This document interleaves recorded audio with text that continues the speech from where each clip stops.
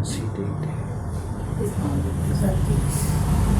31 मई इस मास का अंतिम दिन। तो आज बाबा की कौन सी वाणी है? साकार वाणी। कल कौन सी वाणी सुनी थी?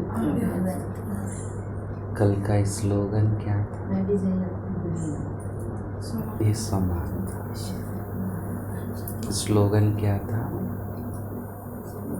योगी अर्थात क्लीन एंड क्लियर।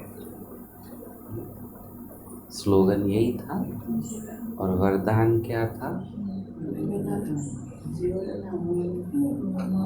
तोड़ना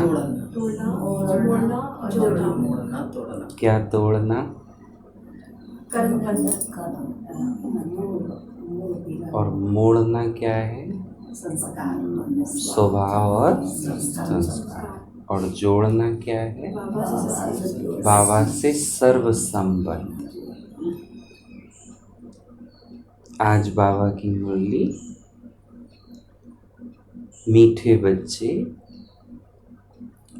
ये दुनिया कब्रिस्तान होने वाली है। क्या?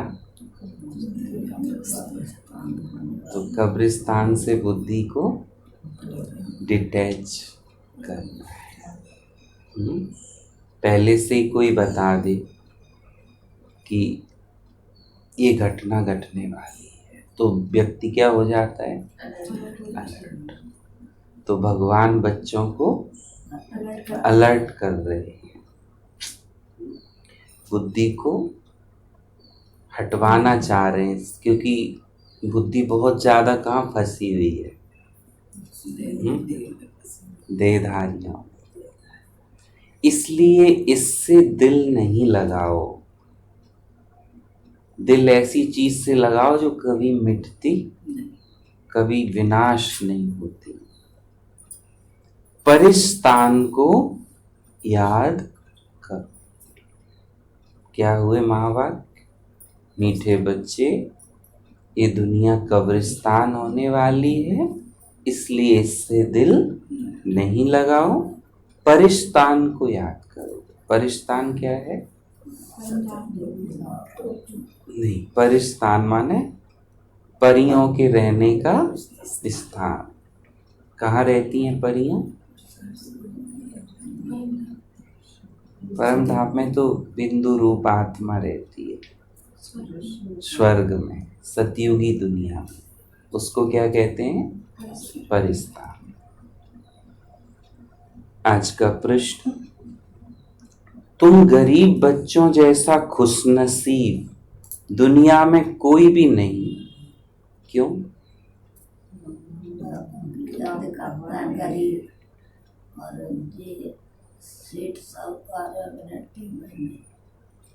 क्योंकि भगवान को किसने पहचान पाया? गरीब बच्चों। उत्तर है, क्योंकि तुम गरीब बच्चे ही डायरेक्ट उस बाप के बने हो जिससे सदगति का वर्षा मिलता है। गरीब बच्चे ही इस पढ़ाई को अच्छी तरह से पढ़ते हैं। साहूकार तो थोड़ा पढ़ेंगे भी तो उन्हें बाप की याद मुश्किल रहेगी। क्या याद रहेगा उनको? अपना धन दौलत। क्योंकि धन दौलत से भी तो लगाव हो जाता है जब कमाते हैं। और ये देखा गया है कि गरीब का उतना लगाव नहीं होता धन से जितना ज्यादा साहूकार का होता है। बाबा के कार्य में भी जितना गरीब सफल कर लेते हैं थोड़ा थोड़ा करके, साहूकार नहीं कर पाते। बहुत कम ऐसे बच्चे मिलेंगे, क्योंकि दिल कहाँ लगी है उनकी? धन से ही लगी है।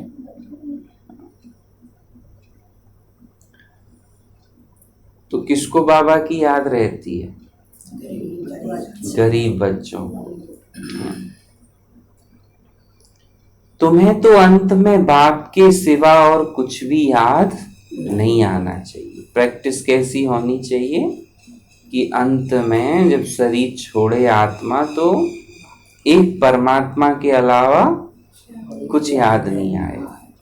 रामायण में लिखा है ना, जन्म जन्म मुनि जतन कराही, अंत राम कहे आवत नाही। मतलब राम जी का नाम, भगवान की याद अंत में आती नहीं है। याद उसी की आती है जिससे दिल लगी होती है। तो दिल कहाँ लगी है? तो पहले ही बाबा कह रहे कब्रिस्तान से दिल हटाओ और मुझसे दिल लगाओ। तो अंत में कौन याद आएगा फिर? बाबा याद आएगा। भक्ति में एक भजन है कि मेरा सांवरा निकट हो, फिर प्राण तन से निकले। कि भगवान की याद हो तब प्राण तन से निकले तो सदगति होगी। और इंसान की याद में शरीर छोड़ेंगे तो सदगति नहीं होगी। इसलिए तुम सबसे खुशनसीब हो। क्यों खुशनसीब हैं? क्योंकि डायरेक्ट भगवान हमें पढ़ाई पढ़ा रहे हैं।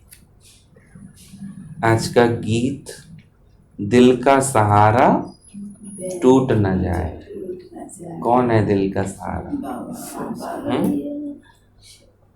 कोई इंसान होगा तो टूटेगा, और भगवान होगा तो टूट नहीं सकता। क्योंकि भगवान तो कभी खत्म मिट नहीं सकता ना, वो तो अजर अमर अविनाशी है। तो अपने दिल का सहारा किससे बनाया है? जब अकेले होते हो तो कौन याद आता है? पक्का बाबा ही याद आता है। अब ये तो देख ना, जब कभी अकेले हो, घर में कोई ना हो, सब चले गए, अब आपको कौन की याद आ रही है? कौन होना चाहिए? तो थोड़ा लगाओ है तो फोन कर ले भैया, पूछ लो ठीक ठाक है, बाकी तो साथ तो बाबा है। तो हर समय साथ किसको रखना है? बाबा को। मन से बात करते रहो, मन ही मन में बातें करते रहो। साथ भी कैसे रखना है? स्थूल में तो वो है नहीं कि आपको उसकी सेवा करनी पड़ेगी स्थूल में, लेकिन वो तो सूक्ष्म में है, तो मन बुद्धि से उसको साथ रखना है। ओम शांति। बच्चों के प्रति बाप समझा रहे हैं और बच्चे समझ रहे हैं कि बरोबर ये जमाना अब कब्रिस्तान बनने वाला है, बन ही रहा है। देख भी रहे हो ना। पहले ये जमाना परिस्तान था। पहले क्या था? परिस्तान, परियों का स्थान। सब उड़ते रहते थे खुशी में। अभी सब किस में है? सब गम में है। तो अभी गम की दुनिया है, और वो दुनिया कैसी होगी? खुशी की, बेगम। वहां गम नहीं होगा। इसलिए कहते हैं बेगमपुर के बादशाह। तो बाबा कहाँ के बादशाह बनाते हैं? बेगमपुर, जहाँ कोई गम ना हो। और मुसलमानों में तो रानी को भी क्या बोलते हैं? बेगम। बेगम माने जिसे कोई, अब वो राजा की रानी, उसे किस बात का गम? बेगम। तो बाबा कहते हैं अब ये दुनिया पुरानी हो गई, इसलिए इसको कब्रिस्तान कहते हैं। सबको कब्र दाखिल होना है। कब्र दाखिल किसको कहते हैं? जब मुसलमान लोग किसी को दफनाते हैं तो कहते हैं वे कब्र दाखिल हो गए। पुरानी चीज कब्र दाखिल होती है। जो चीज पुरानी हो जाती है वो मिट जाती है। इस शरीर भी कैसा है? पुराना। 5 तत्व भी क्या हो चुके हैं? पुराने। तो पुरानी चीज से क्यों दिल लगाओ? नई चीज से लगाओ। सतयुग आने वाला है, कलयुग ये भी सिर्फ तुम बच्चे ही जानते हो, दुनिया नहीं जानती। कि कलयुग जा रहा है, सतयुग आ रहा है। और हम जाते हुए देख रहे हैं कलयुग कैसे धीरे धीरे खिसक रहा है और सतयुग कैसे धीरे धीरे आ रहा है। होता है महसूस? मजा है, कल है। कुछ विलायत वालों को मालूम होता है कि कब्र दाखिल होने का समय दिखता है।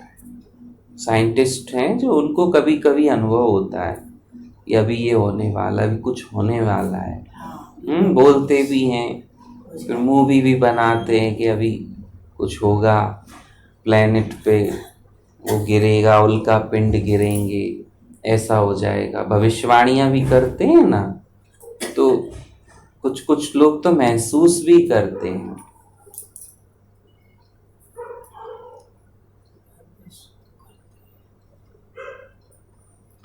तुम बच्चे भी जानते हो कि परिस्तान विस्थापन करने वाला हमारा बाबा फिर से आया हुआ है।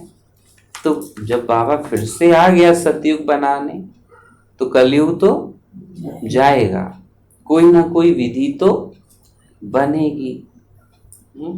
धीरे धीरे कलयुग की संख्या क्या हो रही है? कम हो रही है। तुम बच्चे भी जानते हो परिस्तान अब बनने वाला है। तो कौन जाएगा परिस्तान में? बाबा परिस्तान बना रहे हैं, तो कौन जाएगा? जो बाबा की श्रीमत पर चलेगा। बच्चे ये भी समझते इस कब्रिस्तान से दिल लगाई तो घाटा पड़ जाएगा।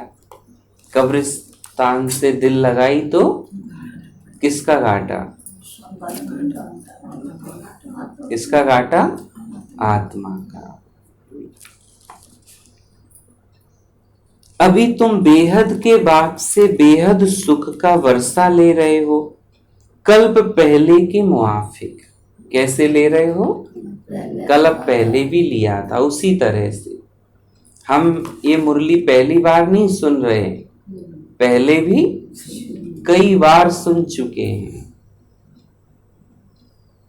कभी कभी ऐसा लगता है कि ये घटना तो पहले भी घट चुकी है। ऐसा महसूस तो किया होगा कभी ना कभी। जैसे कल ही एक बहन वहाँ सेवा करने गई, बड़े आश्रम पे जो बन रहा है, तो उन्होंने थोड़ी सेवा करवाई, फिर वहाँ बैठी हवा में, छत पे हवा अच्छी लगती है, खुला है चारों तरफ। तो फिर कहती हैं कि ऐसा लग रहा है भैया कि हम कोई नई जगह पे, वैसे तो ये सेंटर नया बन रहा है, पर हमें ये नहीं लग रहा है कि ये सेंटर कोई नई जगह, ऐसा लग रहा है यहाँ से तो बहुत पुराना कनेक्शन है, फील हो रहा है। अब फील किसको हो रहा है? और वो सही बात है कि 5000 वर्ष पूर्व भी आत्मा उसी जगह पर पहले उसी तरह से वो एक्टिविटी कर चुकी है, तो उसके अंदर वो फीलिंग्स हैं पहले से ही। और जैसे ये वो पार्ट रिपीट हो रहा है, तो उसको ये थोड़ी लगेगा कि ये अलग है, लगेगा कि इससे मेरा कोई कनेक्शन है। मेरे साथ भी ऐसा हुआ था, जब मैंने पहली बार ये सीढ़ी का चित्र देखा, बाबा की फोटो देखे, तो बाकी फोटो में इतना नहीं लगा, लेकिन जैसे सीढ़ी का चित्र देखा तो मुझे ये अंदर से महसूस हुआ कि इस चित्र से मेरा कोई गहरा कनेक्शन है। और बार बार ये चित्र बुद्धि में आ रहा था, अंदर से आ रहा था, देखा बाहर बस, तो जैसे कोई अंदर क्लिक हो गया हो, तो अंदर से वो बार बार बाहर को आ रहा था।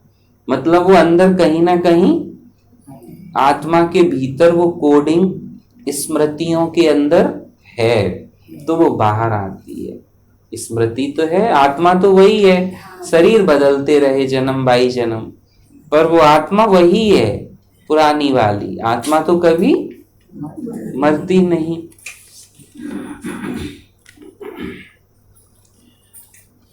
तो बाबा कहते हैं ये तुम बच्चों की बुद्धि में हर कदम रहना चाहिए, तो यही मन मनाभव है। बाप की याद में रहने से तुम परिस्तानी बनोगे। भारत परिस्तान था और कोई खंड परिस्तान नहीं बनता। ये है माया रावण का पौंप। अभी चारों तरफ किसका पौंप है? माया रावण का।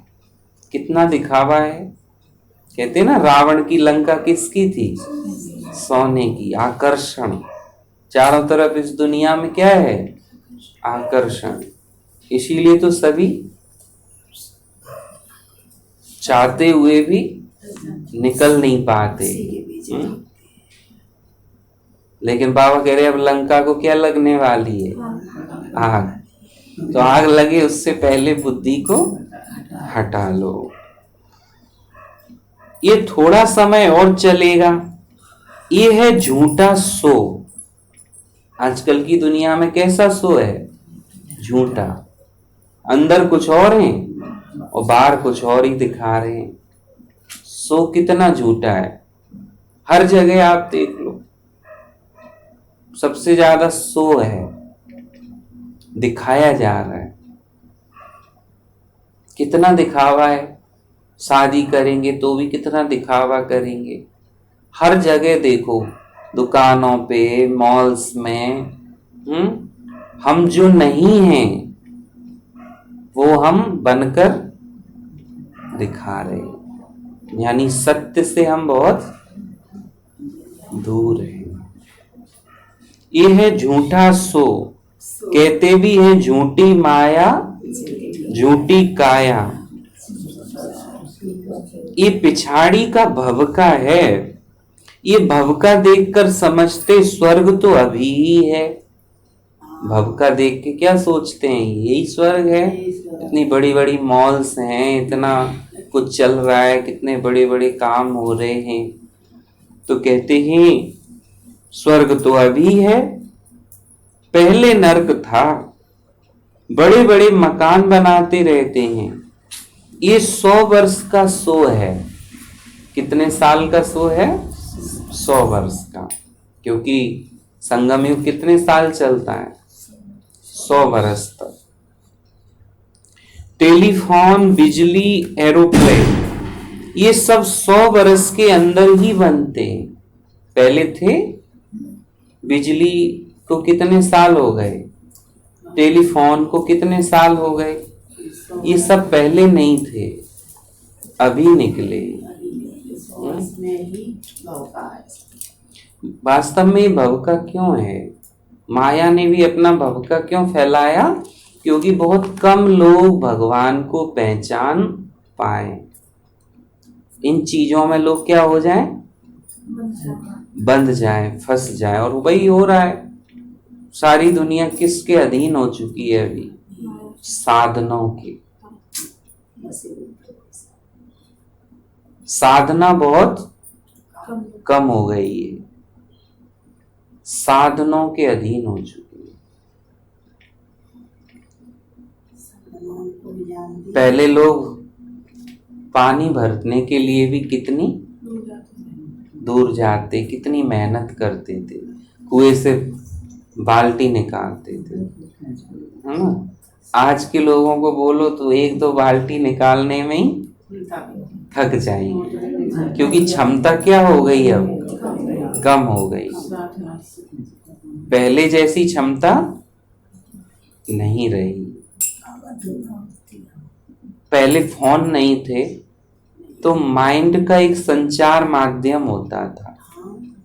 आपको अनुभव होगा कि माइंड टू माइंड जो कनेक्शन था वो बहुत स्ट्रॉन्ग था। कोई यहाँ से याद करता था तो वहां उसे पता चल जाता था कि तब फलाना मुझे याद कर रहा है। प्यार भी बहुत ज्यादा था क्योंकि बहुत दिन के बाद मिलते थे तो बहुत स्नेह रहता था। आजकल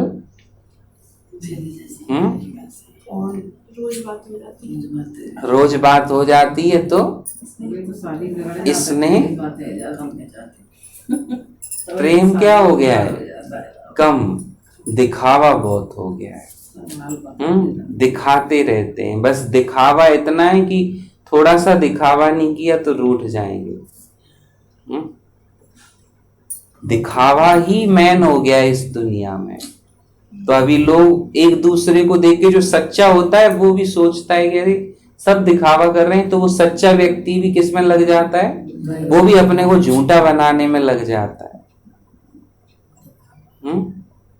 जो हम नहीं हैं वो हम दिखाना चाह रहे हैं। इंसान कृत्रिम हो गया है, आर्टिफिशियल। कैसा हो गया है? तो बाबा कहते हैं कितना सो है, इसीलिए तो समझते अभी ही स्वर्ग है। दिल्ली पुरानी क्या थी और अब नई दिल्ली कैसी अच्छी बनी है। नाम ही रखा न्यू दिल्ली। बापूजी भी चाहते थे नई दुनिया राम राज्य हो। गांधी जी क्या कहते थे? राम राज्य हो। पर राम राज्य हो कैसे? जब सब राम जैसे बने। काम यदि रावण जैसे करेंगे तो राम राज्य संभव है? तो गांधी जी कहते थे राम राज्य हो, पर अभी तक क्या बना है? राम राज्य बना है?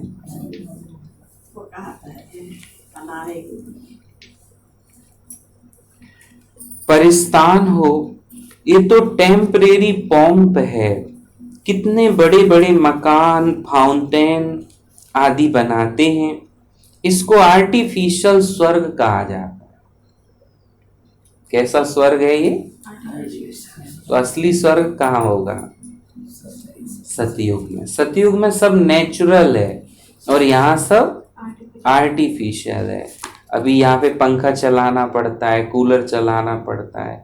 अब सतयुग में इन साधनों की, क्योंकि नेचर ही इतना अच्छी है।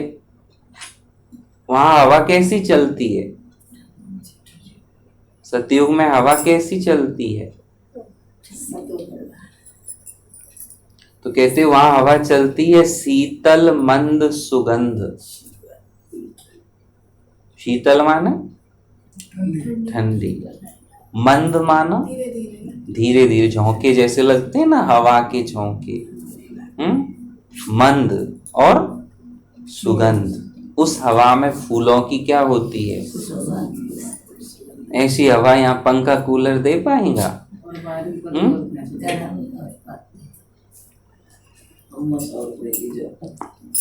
इसको आर्टिफिशियल स्वर्ग कहते हैं। तो अब एक गोली आने लगी है, कूलर में डाल दो तो क्या आ जाती है?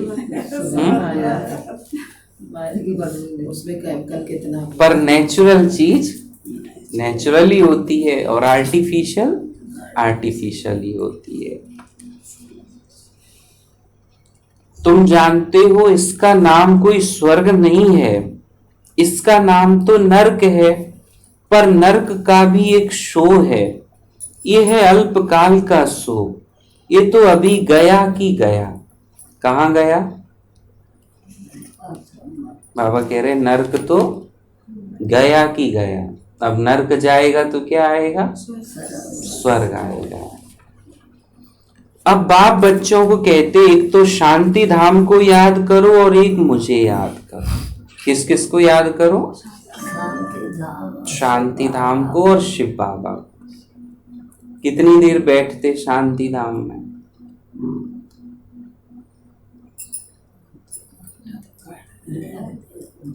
मन बुद्धि के द्वारा कहाँ जाना है? शांति धाम। और वहां बैठ जाना है थोड़ी देर, बिंदु बनकर। शिव बाबा चमक रहे हैं और मैं ज्योति बिंदु आत्मा उन्हीं के पास बैठी हूँ और बाबा की रंग बिरंगी किरणें मुझ सितारे में भर रही। देखो बैठ के 10 मिनट भी अगर बैठ गए ना तो सारी उलझनों से, आकर्षणों से क्या होने लगेंगे? ऊपर उठने लगेंगे। पर मन ठहरता। मेहनत सारी यही है, मन को एक जगह स्थिर करनी। मनुष्य तो शांति को ढूंढते रहते हैं, कहते कहां से शांति मिलेगी।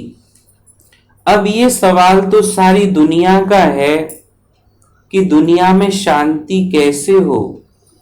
मनुष्यों को ये पता नहीं कि हम सब वास्तव में शांति धाम के रहने वाले। कहाँ के रहने वाले? इसीलिए हर आत्मा यहाँ भी क्या ढूंढ रही है? शांति। हर चीज में क्या ढूंढ रही है? शांति। आप कोई भी काम कर रहे हो और उस काम का उद्देश्य यही है क्या? क्या मिल जाए? सुख और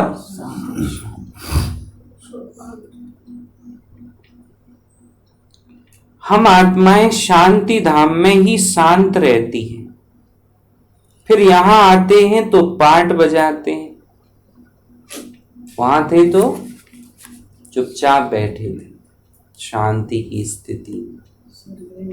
परम धाम में कोई पाठ चलता है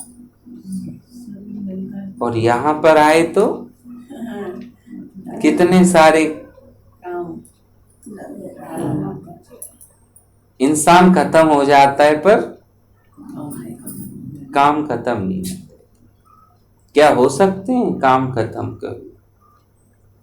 कोई कहते काम कर लें, पहले काम निपटा लें, फिर बाद में राम को याद करें। काम कभी निपटेंगे? ये नहीं जानते कि तुम ही निपट जाओगे, पर काम नहीं निपटेंगे। इसीलिए पहले राम, बाद में काम। ये भी तुम बच्चों को मालूम है। अभी तुम पुरुषार्थ कर रहे हो सुखधाम जाने का वाया शांति धाम। हरेक की बुद्धि में है हम आत्माएं अब जाएंगी अपने घर। कौन सा है अपना घर? शांति धाम। वहां कितनी शांति है, कोई काम नहीं है, वहां कोई एक्टिविटी नहीं है, कोई थॉट नहीं है। सबसे अच्छी अवस्था कहाँ? शांति धाम में कोई थॉट ही नहीं, विचार ही नहीं है वहां पे, तो बस केवल अनुभूति है, डीप साइलेंस। जब मन में बहुत कम विचार हो जाते हैं ना, तो अंदर से बहुत हल्का और अच्छा लगने लगता है।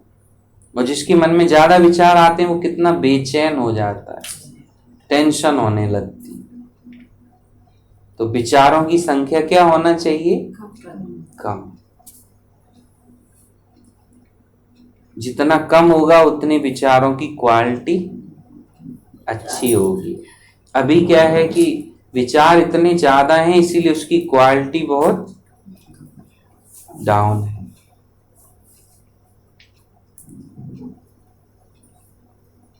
योग से क्या होता है? विचारों की संख्या कम हो जाती है। यहां तो शांति की बात हो न सके। ये तो है ही दुख धाम। सतयुग है पावन दुनिया और कलयुग है पतित दुनिया। इन बातों की समझ अभी तुम बच्चों को आई है। दुनिया वाले तो कुछ भी नहीं जानते क्योंकि उन्हें ज्ञान नहीं मिला। तुम्हारी बुद्धि में आता है सृष्टि चक्र कैसे चलता है। कैसे चलता है सृष्टि चक्र? सतयुग, त्रेता, द्वापर, कलयुग। है बुद्धि में कैसे चलता है? घड़ी कैसे चलती है, ऐसे ही सृष्टि चक्र चलता है धीरे धीरे। अभी सुबह 5 बजे अंधेरा था, अब क्या हो गया? चक्र चल रहा है या बंद है? ऐसी कलयुग से क्या हो जाएगा? सत्य। पता चलेगा? आप बाहर खड़े हो जाओगे, आज मैं उजाला होने ही नहीं दूंगी, तो रुक जाएगा। कोई सोचे मैं सतयुग नहीं आने दूंगा, कलयुग ही रहेगा, तो भी कोई रोक, समय के चक्र को कोई रोक नहीं सकता। दुनिया वाले नहीं जानते।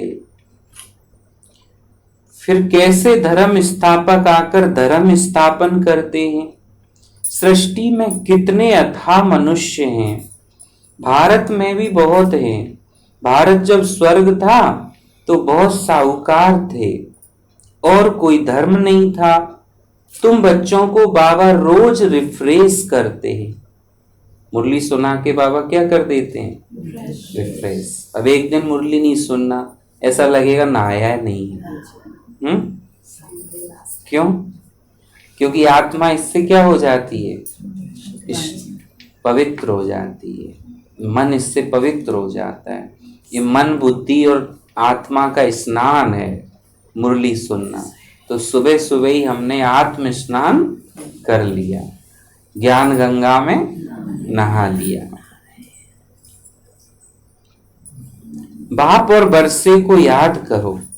भक्ति मार्ग में भी ये चला आता है, हमेशा अंगुली ऊपर की ओर दिखाते हैं। जब भी भगवान की बात आती है तो क्या कहते हैं, कौन जाने, ऊपर वाला जाने।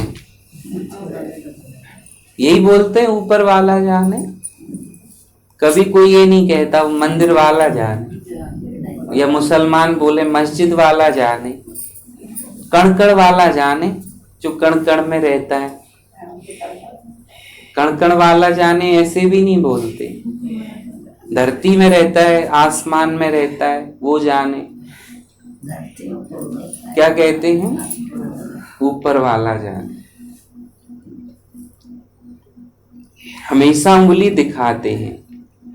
कहते एक परमात्मा को याद करो। जितने भी धर्म स्थापक हैं वो भी ऐसे ही उंगली दिखाते थे। बुद्ध है और भी जीसस हैं, वो भी ये कह रहे हैं एक को याद करो। एक किसको याद करो,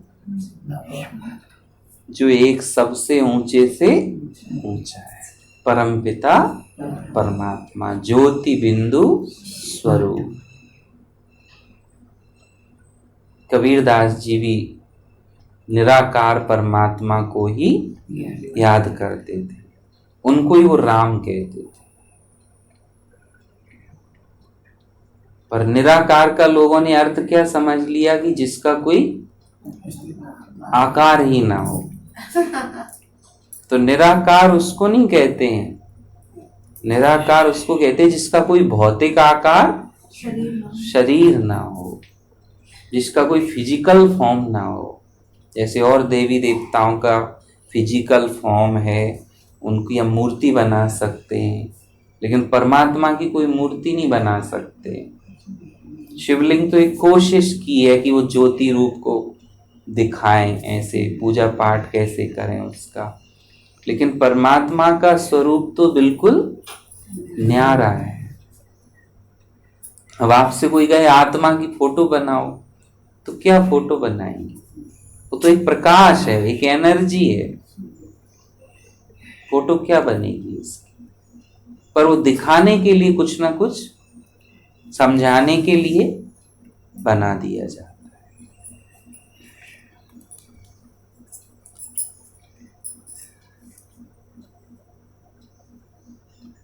बाबा कहते हैं परमात्मा अथवा अल्लाह वहां है। अल्लाह किसको कहते हैं?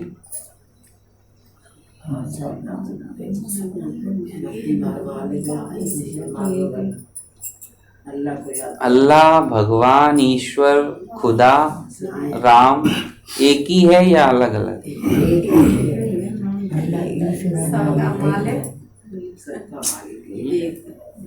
अब जैसे हम लोग कहेंगे पानी है, अंग्रेज लोग कहेंगे वाटर है। कोई संस्कृत पढ़ने वाला हो कहेगा ये तो नीर है। अब वो एक चीज तो वही है, अब उसको चाहे कुछ भी अपनी अपनी भाषा में बुला लो। ऐसे ईश्वर तो एक ही है, अब कोई अपनी भाषा में उसे कुछ कह रहा है, कोई कुछ कह रहा है। पर शिव बाबा तो एक ही है।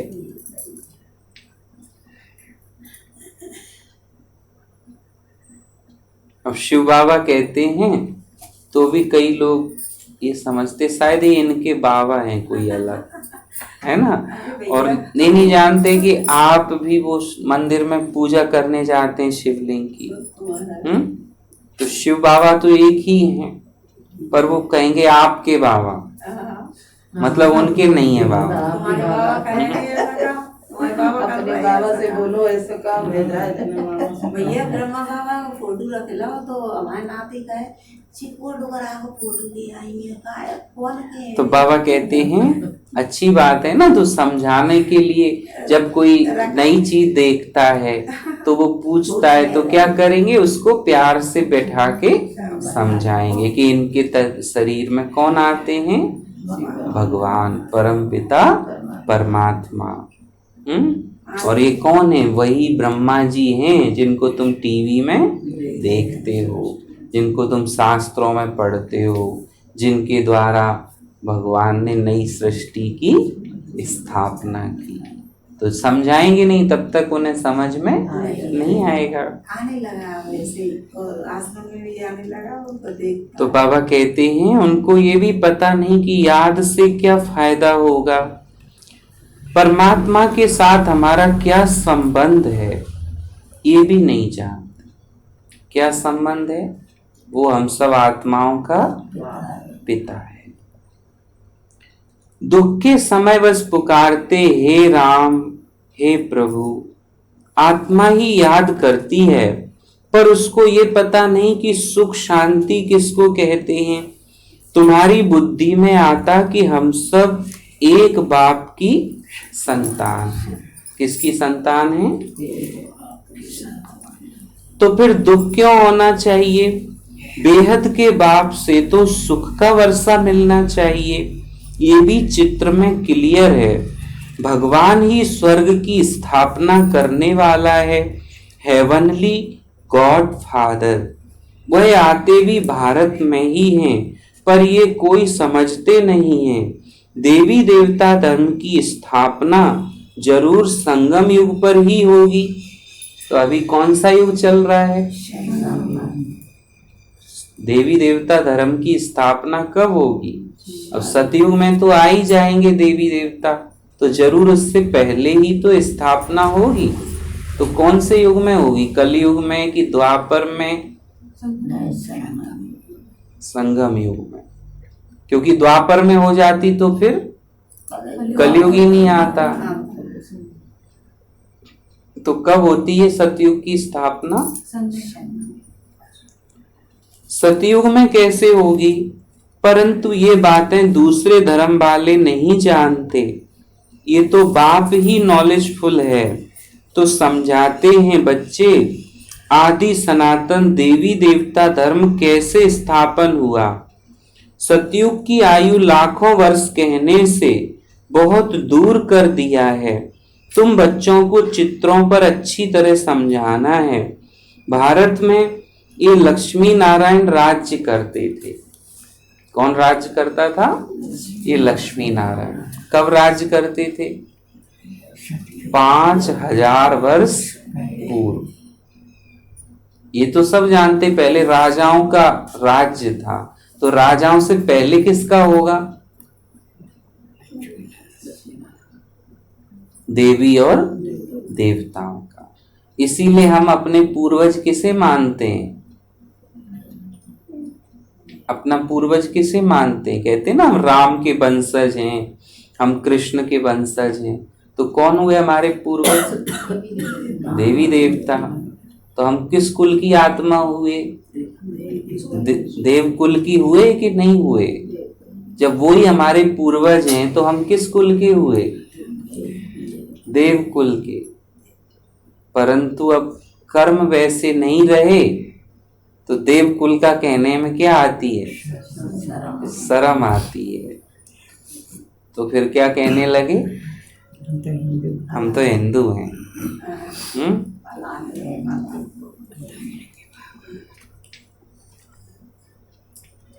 तुम बच्चों को चित्रों पर समझाना चाहिए। सिर्फ कहते हैं ये सतयुग के मालिक थे, फिर लक्ष्मी नारायण के आगे जाकर भीख मांगते हैं कि लक्ष्मी जी थोड़ा सा क्या दे दो, धन दे दो। और कोई की पूजा करे ना करे, दिवाली आएगी तो लक्ष्मी पूजन जरूर करेंगे। और बाबा तो हमें कहाँ ले जा रहे हैं? लक्ष्मी जी की दुनिया में।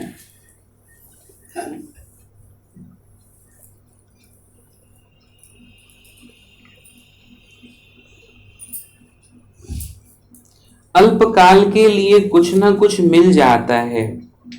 कोई दान पुण्य करते हैं, उनको भी अल्पकाल के लिए फल